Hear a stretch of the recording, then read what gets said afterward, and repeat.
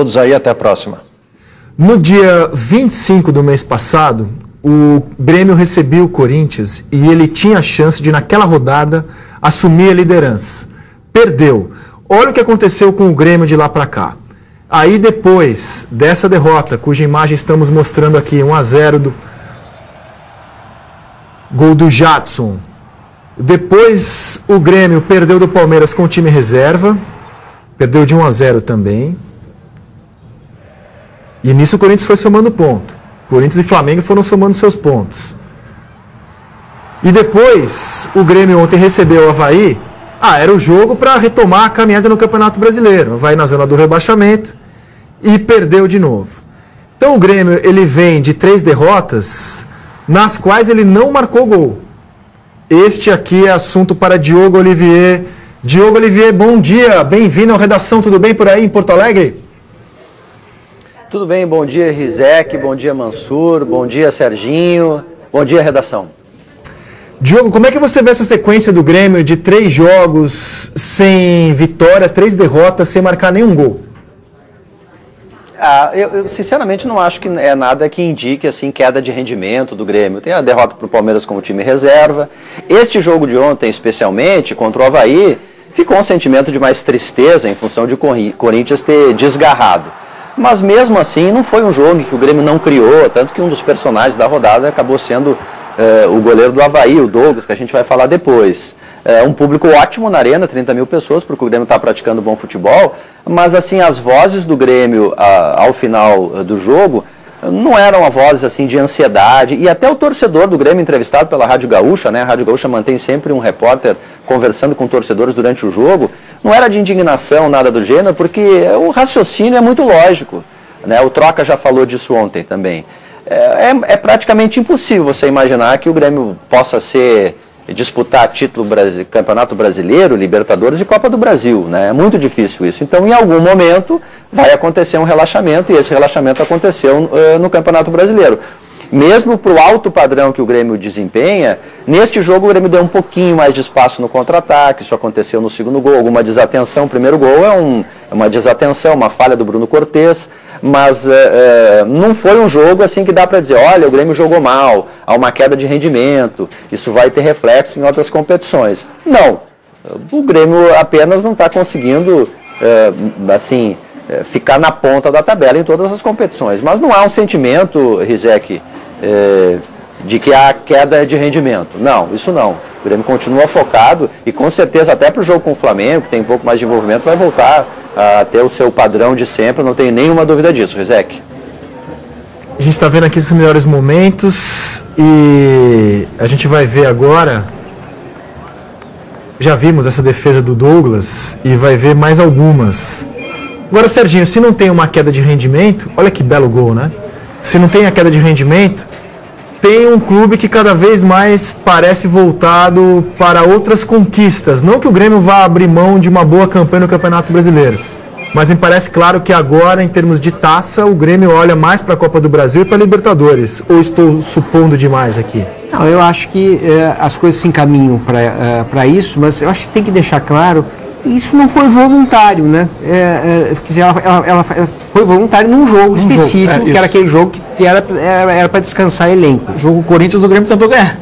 Foi uma decisão. Queria muito ganhar e jogou para ganhar. Enfim, um jogo, qualquer coisa poderia ter acontecido.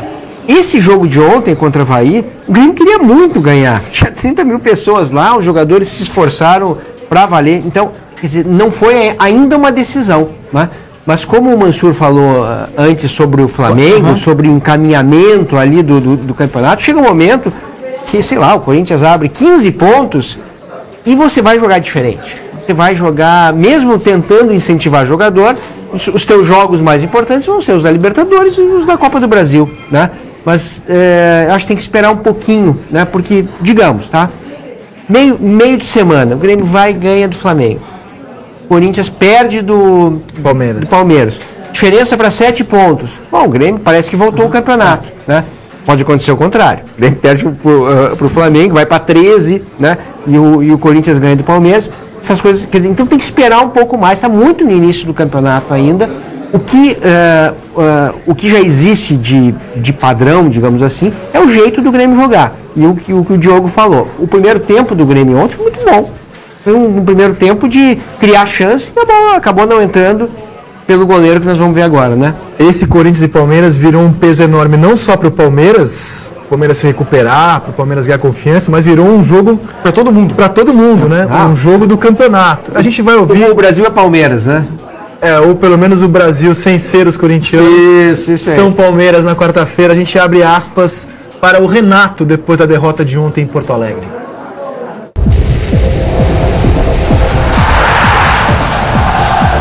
O Grêmio é uma das equipes que mais faz gols. Então, hoje, digamos que tenha sido um pequeno acidente de trabalho. Nós criamos e não conseguimos converter as oportunidades que nós tivemos em gol. Acontece. Fazer o quê? Eles estão aí. Eu acho que o mais importante é que a gente está criando. Hoje, nós criamos mais uma vez, só que infelizmente hoje a bola não entrou. Mas também não vamos tirar os méritos do Douglas, não. Na minha opinião, ele foi o melhor jogador em campo, fez grandes defesas. É aquilo que eu falei para os meus jogadores. Se nós saíssemos na frente, as coisas seriam bem diferentes. Só que encontramos e não é só por causa da perda do pênalti, não. Ele fez grandes defesas, ele foi um herói hoje. Você joga cartola, Serginho? Eu não queria falar sobre esse assunto. Jogo. Quem você escalou no seu gol para a rodada? Eu escalei o Jandrei. Não fui bem. Não, ontem eu fiz 30 pontos, ainda tenho lá o professor Luxemburgo, que está aí para me defender, mas acho que ele não vai me salvar na rodada. Hoje, né? Hoje tem Curitiba Esporte. Eu escalei o Everton, fiz 6,9. Agora quem escalou... O Everton, goleiro do Atlético Paranaense, me deu 6,9. Ah, não, achei que era o pacote todo. Não, fui mal, mas também calma. Ia cair o calma. Não, muito mal também, mas calma. Como é que é o nome do teu time mesmo? Futebol Clube Coragem. Ah, Coragem. Coragem. Tá certo. Tá. E aí, quem escalou o Douglas se deu muito bem. Com 7 defesas difíceis, mais um pênalti defendido, o goleirão do Avaí rendeu a melhor marca da história do jogo. A 8ª melhor marca, desculpa. Da história do jogo. Só para não perder o lance. 33 pontos, fala. Daqui a pouquinho o Edilson vai bater a falta. Para mim, a defesa mais maravilhosa dele nem foi pênalti. Essa aí, ó. Uma defesa sensacional. Por trás você vê que a bola faz uma curva. Um negócio impressionante. Mas, Diogo, conta pra gente a história desse goleiro, porque eu aposto que boa parte do país não conhece a história do Douglas. Eu acho que ele foi o melhor goleiro, o melhor pontuador como goleiro da história do Cartola, né? Eu, como me traumatizei no ano passado, fui tão mal que eu não estou fazendo Cartola esse ano, de tão traumatizado que eu estou, só dou pitaco nos outros, acho que é isso. Mas o curioso, o lance incrível desse jogo é que o Douglas deveria estar jogando no gol do Grêmio, nesta partida de ontem. Porque ele veio ano passado, ainda quando o Roger era técnico, para ser o substituto imediato do Marcelo Groi. E ele estava muito bem, o Roger fazendo grandes elogios, ganhou até um apelido no Grêmio, Tafarel, ou Tafarelzinho, que ele tem 28 anos, mas tem uma cara de menino. Aí o Grêmio trouxe ele do Corinthians, ele estava super bem, e aí teve o imponderado. Ele teve uma lesão grave no joelho, no tendão patelar, né, no meu tempo a gente chamava de rótula, e aí houve uma discordância quanto ao tratamento. O Grêmio achava que era caso de cirurgia. O Corinthians achava que era caso de tratamento conservador. Como os direitos do Douglas eram do Corinthians, ele voltou para São Paulo, fez o tratamento lá, conservador, depois foi emprestado para o Avaí, e aí surgiu ontem, vencendo o Grêmio praticamente, né? Porque dá para fazer tranquilamente um título Douglas 2, Grêmio 0, né? Porque eu contei 14 defesas ali, inclusive somando algumas intervenções. Defesas de toda a ordem, né? Defesa de agilidade, no lance do pênalti, de arrojo num lance aos pés do Lucas Barros, para mim, Serginho, a defesa mais incrível dele, de elasticidade, voando no ângulo, em chute do Edilson, enfim. Foi a maior partida da vida dele, e ele disse isso depois do jogo, que nunca tinha feito uma partida dessas, e tanto o Grêmio não conseguiu resolver o seu problema no gol, que o Grêmio está anunciando hoje o Paulo Vitor, que jogou no Corinthians, no Flamengo, 30 anos, durante muito tempo, ele estava na Turquia sem receber salários, o Grêmio segue na sua vida de tentar encontrar um substituto para o Marcelo Groi. O Grêmio tenta encontrar um substituto que seja o que o Marcelo Groi era para o Vitor. Quando o Vitor era goleiro do Grêmio, antes de ir para o Atlético, entrava o Marcelo Groi e não tinha problema nenhum. E o Grêmio teme que no momento de decisão, de Copa do Brasil, de Libertadores, se precisar de um goleiro reserva, tenha goleiros inconfiáveis. que ele queria que fosse o Douglas, não foi, e ele sonha agora que seja o Paulo Vitor, Rizek. Pertence ao Corinthians esse goleiro. Pertence ao Corinthians. O Corinthians não tem o Cássio, o Walter e o Douglas. Só isso. E lembrando, né, o Corinthians antes... eu fiz uma entrevista com o Tite, e o Tite me contou que ele tinha o Júlio César falhou muito contra a Ponte Preta, etc. E aí ele tinha que colocar um reserva, né? Ele precisava trocar, né? Aí ele tinha o Danilo Fernandes e o Cássio. Diz que ele acabou escolhendo o Danilo Fernandes, o Cássio, pela altura, porque tinha um jogo de Libertadores, coisa e tal, e ele achava que o Cássio era o jogador para aquele jogo. O Cássio ficou campeão do mundo, festa. Quem é que o Tite convoca? O Danilo, né? Sim. Convocou o Danilo. Mas eu acho que o Cássio talvez tenha a sua chance. O Cássio está vivendo uma fase muito espetacular. Espetacular. Né? Agora, Diogo, me explica uma coisa. Como é que um time que tem Danilo Fernandes, Sacha, D'Alessandro, Nico Lopes, Marcelo Cirino, Rodrigo Dourado, só para citar alguns, como é que esse time, jogando em casa na Série B, ele tem 6 partidas, 1 vitória, 4 empates, 1 derrota, aproveitamento de 38,9% dos pontos na Série B. Explica para mim, Diogo, porque eu não consigo.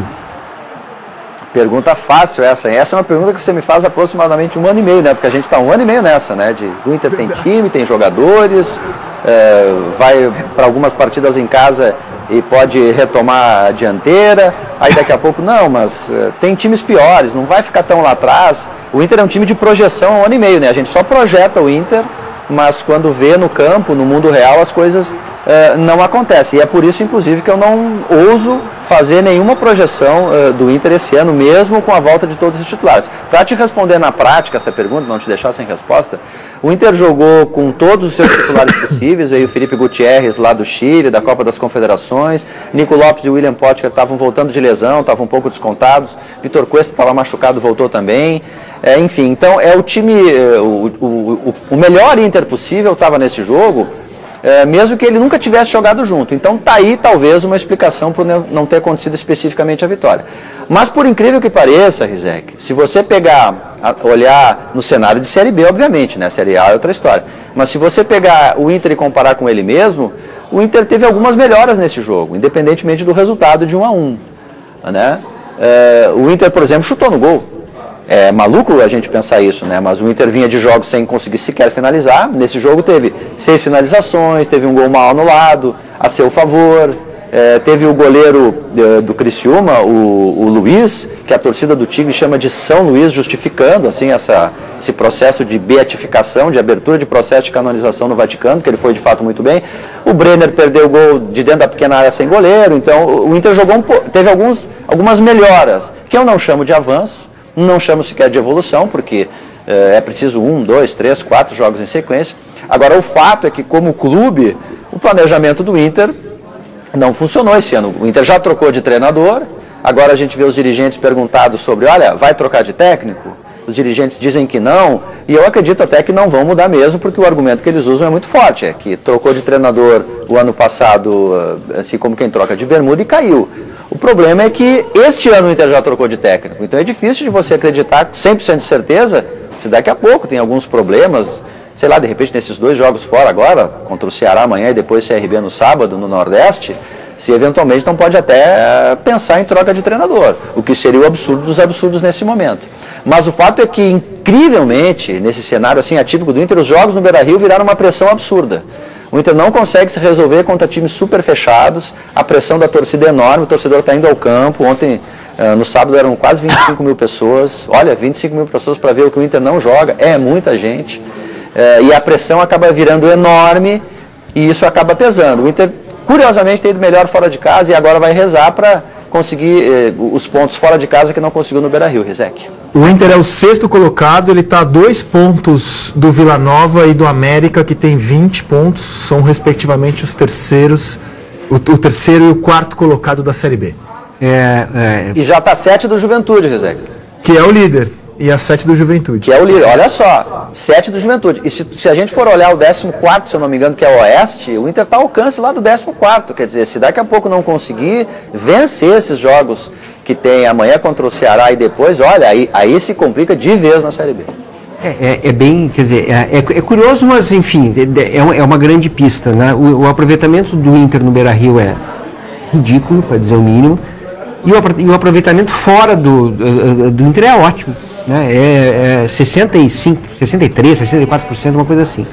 E aí você fica pensando, por quê? Né? Claro, né? Sem a iniciativa, esperando, é muito mais fácil se você tem jogadores melhores ali, etc. Então, o Inter deu uma arrumadinha na sua defesa, parou de tomar tantos gols, ainda parou de tomar tantos gols. Isso. Então, para jogar fora, é muito mais confortável nesse momento. Né? O problema é ter que tomar iniciativa. E mesmo isso fora, o Inter vai duro. enfrentar jogos em que a iniciativa vai ter que ser dele, né? Na Série B, você vai ter mesmo jogos fora de casa que o adversário não vai tanto. Mas o jogo contra o Figueirense, né? O jogo contra o Figueirense, o Inter jogou como um time pequeno. Agora, sabe o que me chamou a atenção no sábado, com todas as dificuldades do Inter, além das dificuldades do Inter, e até, talvez seja até cruel você individualizar qualquer coisa nesse momento, não é dele a responsabilidade, mas parecia um outro jogador o Potker em campo. Ele em nada lembrava o jogador que a gente viu, jogador pesado, com menos mobilidade, com mais dificuldade da opção. Tudo bem que teve uma voltando de lesão, voltando né? agora, mas ele fisicamente parecia um jogador diferente do que a gente viu na Ponte. Chamou muita atenção isso. Diogo, eu me despeço de você, prometo perguntas mais fáceis da próxima vez. Grande abraço, até a próxima. Tá bom, valeu, Rezec. Tchau, pessoal. A gente vai para intervalo.